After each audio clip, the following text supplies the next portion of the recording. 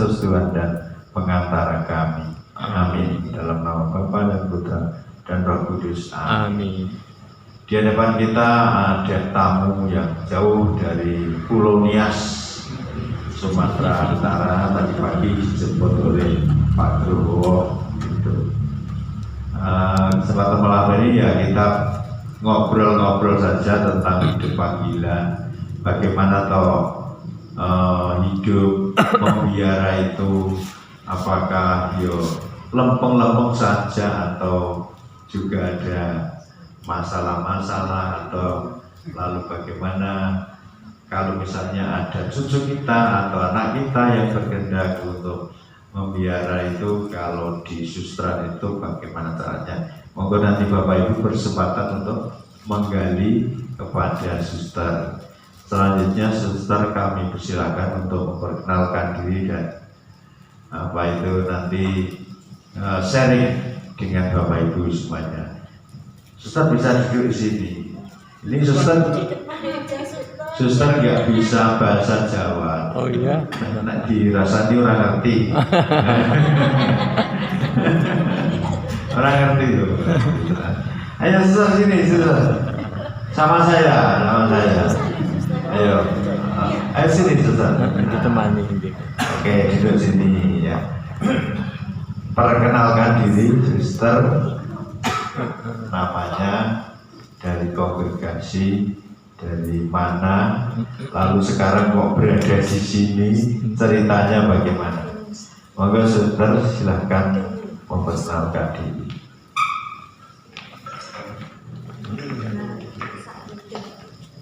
Sama-sama duduk.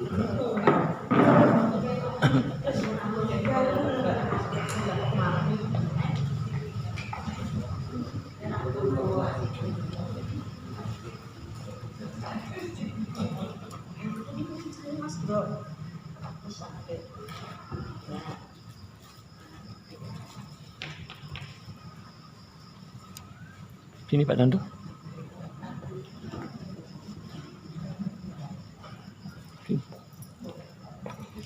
Biar seimbang duduk di sini. Bapak Ibu, selamat malam, berkah dalam. Selamat malam, berkah dalam.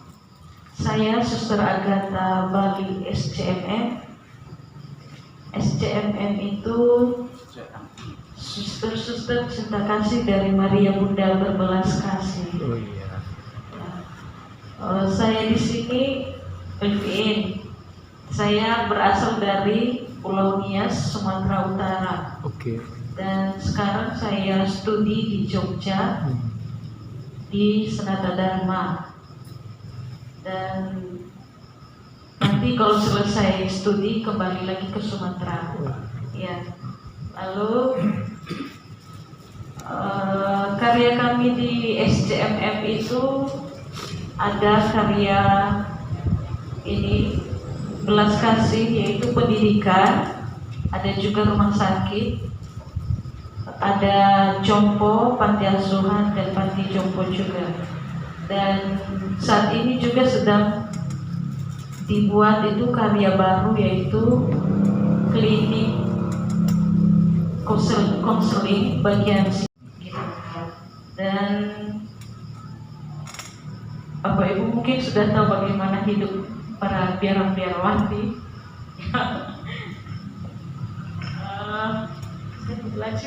Iya, duduk aja Suster. Nah, duduk aja.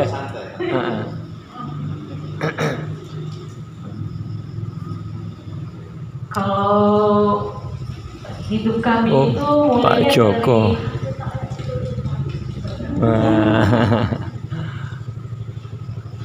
Kalau SCMM itu menerima calon suster itu mulainya dari tamat SMA sekarang.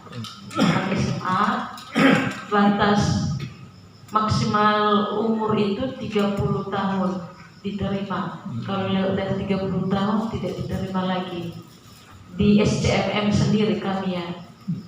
Lalu pembinaannya itu mulai dari postulat, baru novisiat. Postulat itu 1 tahun. Kalau kami kongregasi lain itu ada wajib aspiran, itu aspiran namanya itu pengenalan. Masih hidup saja bersama para suster. baru melihat-lihat dulu bagaimana kehidupan para suster di dalam. Tapi kami tidak wajib. Tapi ada itu yang wajib 1 tahun juga.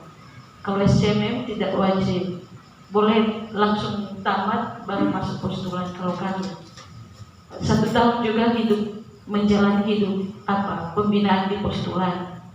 Di postulan itu belum memakai seragam seperti ini tapi memakai baju putih saja tanpa ya kerudung. Itu selama 1 tahun, dan di situ juga banyak belajar. Kalau aspiran tadi belum memakai baju putih itu, kalau postulan sudah memakai tapi tanpa ini. Dan pembinaannya juga itu ada banyak belajar mengenai kehidupan membiara, kehidupan menggereja, dan banyak hal. Bagaimana memasak, karena menjadi suster itu wajib semua bisa.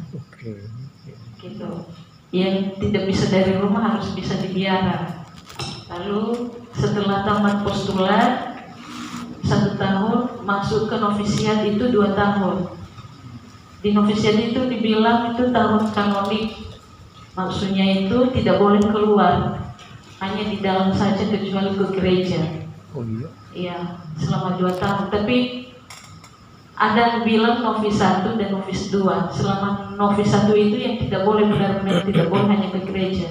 Tapi kalau sudah novis 2 itu sudah bisa pergi live-in atau pergi orientasi di tempat-tempat komunitas biara SCMM. Begitu. Dan di situ juga hanya yang dipelajari di situ itu bagaimana kehidupan membiara, dan dipelajari ini konstitusi SCMM, segala macam yang berlaku di SCMM, dan kehidupan menggereja. Dan sama seperti di postulan itu, bagaimana memasak, bagaimana berkebun, segala macam, mencuci dan segala macam. Lalu setelah menjalani 2 tahun itu, masuklah ke profesi pertama, sudah kaul perdana. Di situ sudah memakai seperti ini, baju putih-putih, sudah dengan yang seperti ini, sudah mengenakan cincin di sebelah kiri kalau kaul perdana, dan sudah juga memakai kalung ini. Hanya perbedaannya dengan kaul kekal itu, kaul kekal di sebelah kanan, tapi sudah sama semua. Ya. Lalu masa pembinaan selama profesi itu dikatakan itu junior atau suster muda itu selama 6 tahun. Dan dalam 6 tahun itu setiap tahun ada pembaharuan dan ditanya apakah mesti mau lanjut atau tidak. Dan selalu ada pembinaan, dan sama juga sudah bisa berkarya di sekolah di mana. Dan selama di situ juga sudah ada yang dikuliahkan begitu. Dan setelah 6 tahun nanti ditanya apakah kamu mau lanjut kaul kekal atau tidak. Lalu kalau dia siap, lanjut. Kalau tidak siap, boleh dia lanjutkan sampai batas maksimal suster junior itu 9 tahun. Ya. Kalau lewat dari 9 tahun dia masa junior, tidak siap-siap mau kaul kekal, boleh dikeluarkan begitu. Diberikan keputusan mau pilih yang mana, mau lanjut atau tidak. Karena kalau sudah kaul kekal itu bukan lagi dari pemimpin atau dari kepala kongregasi untuk mengeluarkan, tapi dari diri sendiri. Walaupun dia punya masalah, tetap dikembalikan ke diri sendiri. Misalnya seperti saya sudah kaul kekal, akan dikembali walaupun saya banyak masalah, walaupun di mata para suster yang lain tidak layak lagi, dia tidak layak sebagai suster. Tapi tidak ada lagi hak para suster pemimpin atau para suster senior untuk mengeluarkan. Tapi dari diri sendiri memberikan keputusan. Makanya selalu diberikan refleksi. Coba refleksikan apakah masih mau melanjutkan kehidupan seperti ini atau mau keluar. Begitu. Ya begitu para Bapak Ibu kehidupan kami di biara. Pokoknya keputusan itu semua di tangan sendiri. Kalau mau lanjut, kalau bahagia di dalam boleh lanjut, kalau tidak, karena kalau tidak bahagia untuk apa kalau hanya membuat masalah di dalam kongregasi begitu. Sama seperti dalam keluarga. Iya. Karena walaupun kami suster, pasti ada ketidakcocokan, kesalahpahaman dan segala macam. Apalagi kalau sudah di karya. Ya sama seperti orang-orang luar, apa misalnya dia kepala sekolah ini itu, pasti dia punya hak sendiri untuk ini untuk itu. Tapi kami juga ya punya batasan di situ. Karena kami sendiri tidak punya uang, tidak memegang uang. Ya, kami itu kebutuhannya kami minta. Walaupun kami kerja di karya, misalnya di sekolah, di rumah sakit segala macam, kami terima memang gaji kami. Tapi habis itu kami sampai di rumah serahkan kepada pemimpin atau kepada bendahara komunitas.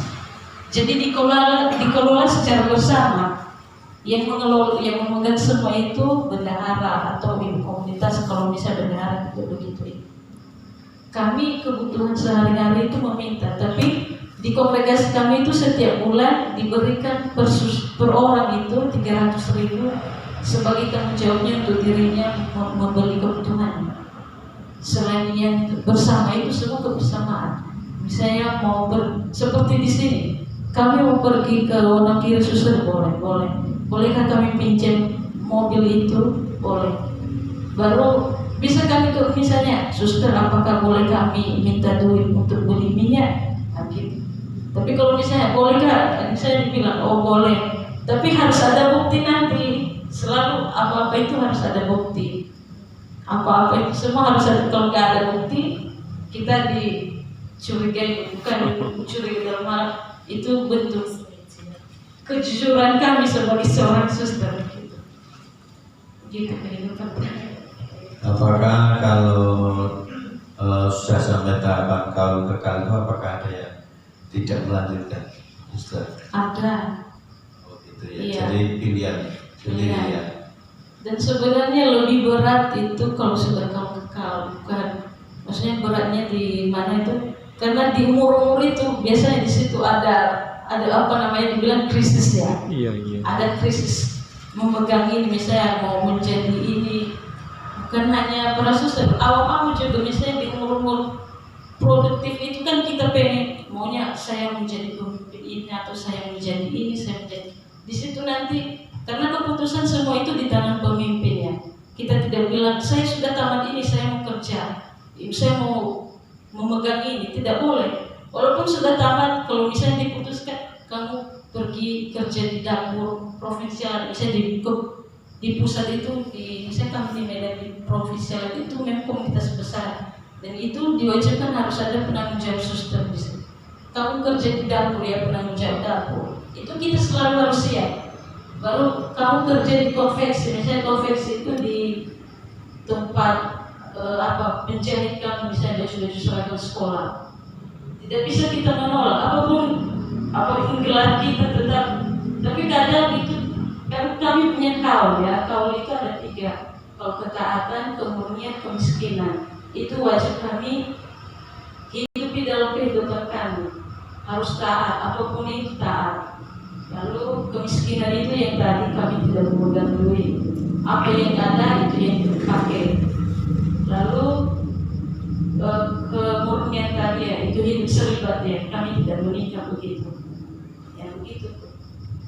Kemudian mengenai apa ya aturan-aturan seperti tidak memegang uang dan sebagainya itu, apakah seperti itu juga dilakukan di kongregasi lain? Iya, kebanyakan ya. Kecuali projo yang seperti Romo di sini kan projo, mereka tidak punya itu. Karena mereka bukan kongregasi atau ordo, mereka itu kan di bawah kepemimpinan Bapak Uskup. Boleh pegang uang gitu ya? Halo Romo. Boleh. Mereka punya sendiri, bahkan mereka punya mobil sendiri, segala macam sendiri. Iya, suster enggak ya? Oh kami tidak. Semua atas nama kongregasi ini. Oke. Kemudian tahapan-tahapan untuk menjadi suster tadi disampaikan, tahapan ini sekian tahun, apakah sudah sama misalnya di susteran sipil sama juga? Sama, secara umum semua sama, tapi hadis yang beda-beda itu spiritualitasnya. Dan itu sama, spiritualitasnya itu selalu ke katolikannya. Tapi seperti